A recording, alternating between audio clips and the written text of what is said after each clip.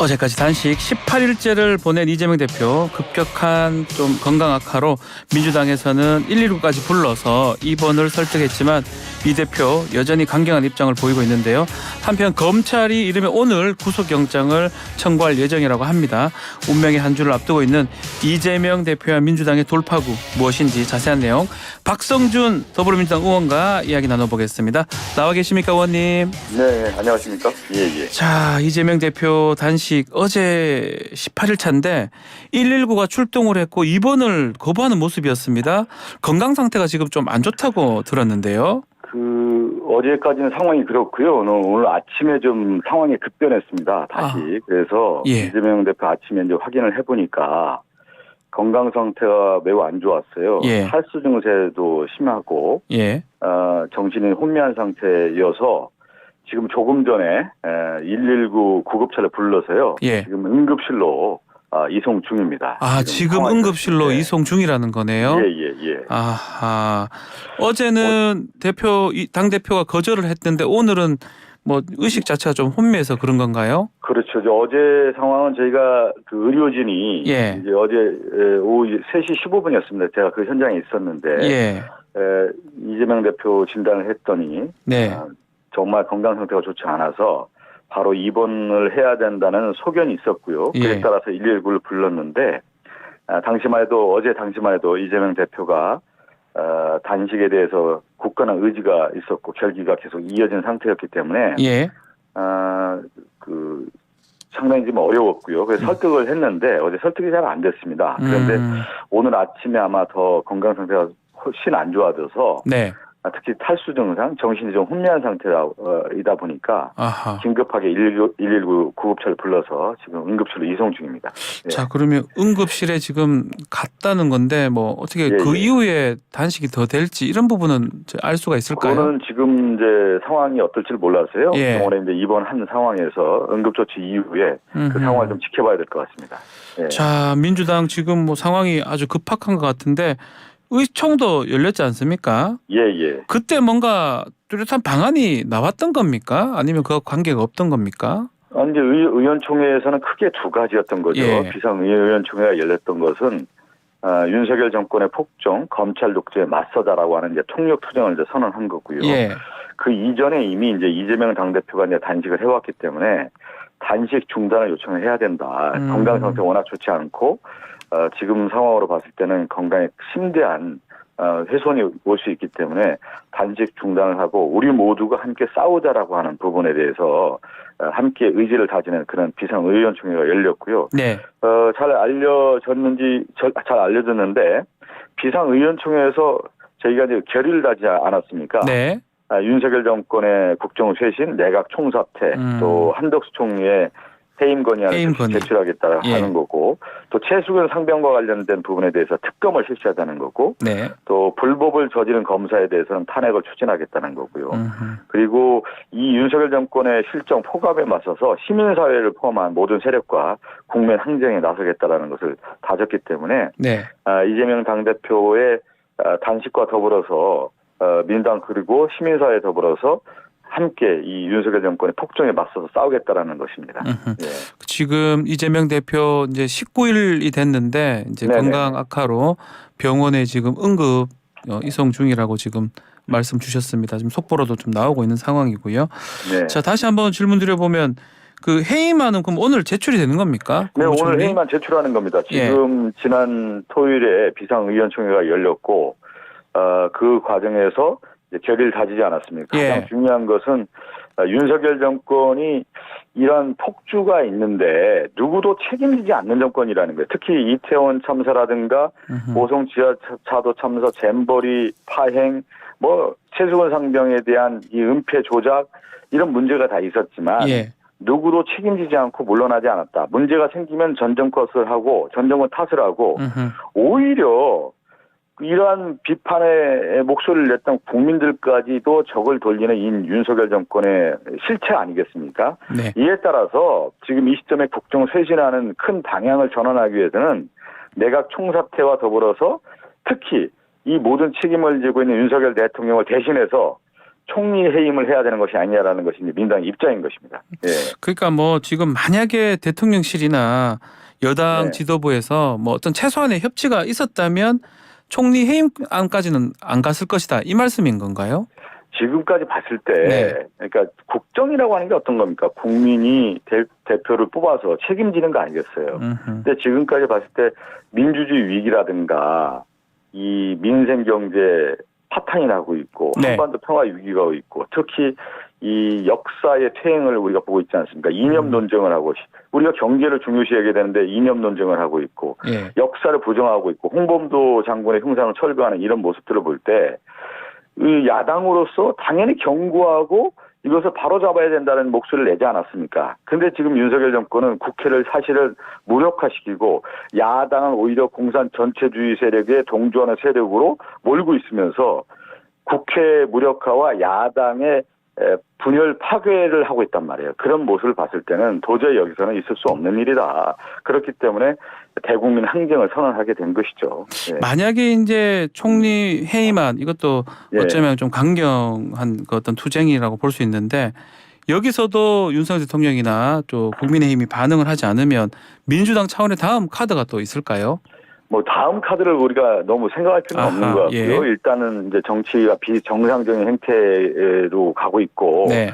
특히 이제 이번에 이재명 당대표 단식과 관련해서 윤석열 정권의 민낯이 보였단 말이에요. 대통령실의 입장이라든가 국민의힘 김기현 대표를 비롯해서 이 국민의힘의 모습을 볼 때 네. 과연 정치가 있는 거냐. 정치 실종 아닙니까?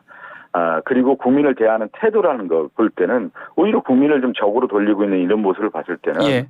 윤석열 정권의 폭주를 바로잡기 위해서는 반드시 국정 쇄신뿐만 아니라 네. 국민과 함께 국민 항쟁에 나설 수밖에 없다는 그런 의지를 다진 것이죠. 예. 자, 그리고 지금 지금 이재명 대표 응급실로 지금 간 상황이긴 하지만 예. 체포 동의안 특히 이제 구속영장 청구할 것이다. 그렇다면 체포 동의안 표결도 좀 가능한 상황인데 당내 분위기는 어떻습니까? 이번 주 청구될 가능성도 있다고 하고요. 지난 이제 의총장에서의 이제 흐름을 보면 이제 예. 체포 동의안과 관련해서 지금도 뭐 의원총회에서 어떤 얘기도 나오지도 않았고요. 또 의원들의 이제 전반적인 분위기만 좀 볼 수가 있는 건데 네. 검찰이 이 지금 대장동을 비롯해서 이재명 당대표와 관련된 수사를 이어오지 않았습니까? 네. 뭐냐면 성남 FC 사건으로 갔다가 또 백현동 갔다가 무슨 선거법 위반 사건을 갔다가 지금 그 박지훈 변호사님도 알겠지만 네. 이태원 쌍방울과 관련돼서는 예. 변호사비 대납 사건이었단 말이에요. 시작은 그거지만 대대적으로 네. 어마어마하게 보도를 하면서 과연 연루가 있는 것처럼 얘기해서 그렇게 프레임을 씌웠는데 없다 보니까 갑자기 대북송금 대납 사건으로 네. 널뛰기 수사를 하고 있단 말이에요. 탈탈 털고 있단 말이에요. 네. 여기에 대해서 국민들도 알고 있는 거고 특히 민주당 입장에서 봤을 때는 검찰의 의도라고 하는 것은 이재명 대표의 수사를 통해서 야당을 분열하고자 하는 의도가 분명히 보이는 거 아니겠습니까? 예. 그리고 검찰의 행태가 도를 넘어서고 있다는 데 있어서는 민주당 의원들이 대부분 공감하고 있다. 그러면 저는 체포영장이 오늘이나 뭐 이번 주에 청구가 된다고 하면 네. 자연스럽게 민주당 의원들의 뜻이 모아질 것이라고 보고 있습니다. 그러면 좀 질문사항 보면 부결의 가능성이 크다 이렇게 말씀하시는 겁니까? 예단을 하기는 어려운 거고요. 네. 전체적인 분위기가 지금까지 검찰의 수사라고 하는 것을 봤을 때 예. 수백 번 압수돼가고 1년 반 이렇게 수사를 해왔고 검사 수십 명, 수사리 1년만 한 수백 명 들어가서 탈탈 털지 않았습니까? 근데 네. 구체적인 증거 하나 발견하지 못하고 진술에만 의존하는 이 검찰의 수사 무엇을 목적으로 한 거겠습니까? 야당 분열까지 목적으로 했다라는 부분에 대해서는 의원들이 공감하고 있다는 얘기입니다. 자, 문재인 전 대통령이 지금 9.19 남북 공동선언 기념식 참석차 여의도 온다고 하는데 혹시 이재명 대표랑 만날 수도 있을까요? 뭐 병원에 간다면 방문한다든지. 아니 그거는 이제 언론에서 주로 예. 얘기가 나오고 있고 또 9.19 성명의 의미를 담아서 문재인 대통령이 행사를 치르기 때문에 네. 그럴 가능성에 대한 얘기를 좀 하고 있는데 지금 제 개인적인 대변인서가 아니라 네. 제 개인적으로 봤을 때 지금 이재명 당대표의 지금 건강 상태가 오늘 입원하지 않았습니까? 예. 그런 상황에서 어떨지는 모르겠습니다. 저는 지금. 아하, 지금 상당히 좀 병원의 이제 진단과 의료진의 소견이 나오지 않겠습니까? 예. 아침까지 오전에 지금 말씀드린 것처럼 정신이 상당히 좀 혼미한 상태이기 때문에 매우 안 좋다 이 말씀이네요. 매우 안 좋다는 말씀이기 때문에 아하. 어떨지는 모르겠습니다. 예. 자, 다른 현안 질문 좀 드려보겠습니다. 최근 감사원에서 문재인 정부가 집값 통계 작성 과정에서 상습 개입한 그 정황을 잡고 수사를 요청했는데 이 통계 조작 뭐 이렇게 얘기를 하는 거거든요. 민주당에서는 어떻게 보고 있습니까? 지금 감사원이요. 네. 윤석열 정권 들어서서 원래 독립성, 중립성을 지켜야 할 감사원이 전 정부의 모든 것을 타겟을 해서 정치 감사를 해왔단 말이에요. 예. 한편으로는 조작 감사를 해왔던 것도 드러나는 거 아닙니까? 그래서 공수처에 압수수색을 당하고 있고 또 기소를 앞둔 감사원의 모습이란 말이에요. 어떻게 보면 윤석열 정권의 위기가 올 때마다 어떤 이슈가 되고 문제가 생길 때마다 감사원이 전 정권 감사를 통해서 국정 반전을 꾀하는 그런 모습도 보이고 있단 말이에요. 이 행태가 뭐냐 이것이죠. 분명하게 목적이 있는 거고 감사원 자체가 정치 행위를 하고 있고 그럼 감사원은 왜 이렇게 했을까? 메커니즘이 작동하는 거 아니겠습니까? 윤석열 정권이 감사원을 통해서 전 정권의 수사를 통하고 또 민주당을 수사를 하고 그런 분열을 만들어내고 이러한 모습으로 지금 진행되고 있다라고 지금 보고 있는 것이죠. 정치 감사하고 있다고 보고 있는 것이죠. 정치 감사다. 문재인 전 대통령도 입장을 내놨더라고요. 고용노동정책 평가를 공유했다라는 취지 입장인데 이게 지금 앞으로도 계속 될 것 같기도 하고요. 현 정부의 전 정부. 아니 이제 좀 분명한 목적이 있는 거 아니에요. 윤석열 정권은 감사원을 통해서 윤석열 정부의 이 통계 조작 사건으로 지금 몰고 있지 않습니까? 그것은 분명히 윤 정권의 핵심 인사들 또 문 정권의 핵심 인사들 그리고 문재인 대통령까지 목적으로 하고 있다 이렇게 보여지는 것이죠. 네. 자 그리고 지금 또 내년 총선 바로미터로 여겨지는 강서구청장 재보궐 선거 관련돼서 어제 국민의힘은 김태우 후보를 최종 확정을 했습니다. 민주당 어떻게 보고 계시는지요? 이 강서구청장 김태우 전 구청장 총장 최종 후보로 확정했다라는 것 자체가 국민의힘이 공당으로서 역할을 포기한 거 아니겠어요. 윤석열 대통령의 꼭두각시에 불과하다는 것을 그대로 보여주는 거고요. 저는 이 대통령의 사명권이 이번에 오히려 공적 집행이 아니라 사유화된 모습이다. 비리 혐의자, 비리 범죄자 이 사람이 재출마의 길을 열어주는 사명권을 했다라는 것 자체가 상당히 문제가 있는 것이고 여기에 국민의힘이 화답해서 기이한 공천을 했다라는 것 자체가 이미 법치주의를 훼손하고 있고 권력의 오만함을 그대로 드러나고 있는 거기 때문에 저는 강서구청장 이 보궐선거를 통해서 윤석열 정권의 민낯에 대한 국민의 심판이 반드시 있을 것이라고 보고 있습니다. 김태우 전 구청장이 나온 게 민주당한테는 유리한 그런 국면인 건가요? 유불리를 떠나서 저는 이 유불리를 떠나기 전에 있을 수 없는 일 아닙니까? 김태우 그 구청장의 비리와 그 범법에 의해서 강서구청장이 물러난 거 아닙니까? 대법원 판결까지 나와서.